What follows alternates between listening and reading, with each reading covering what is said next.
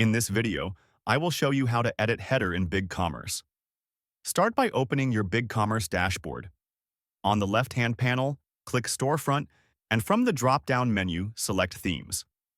On the Themes page, find your active theme and click Customize. This will open the Theme Editor, where you can make live changes to your storefront. In the Theme Editor, look at the left-hand panel and click the Theme Styles icon, then select Header and Footer. Scroll to the Header section, where you can adjust various elements such as the background color, logo position and size, font style and size, and text color.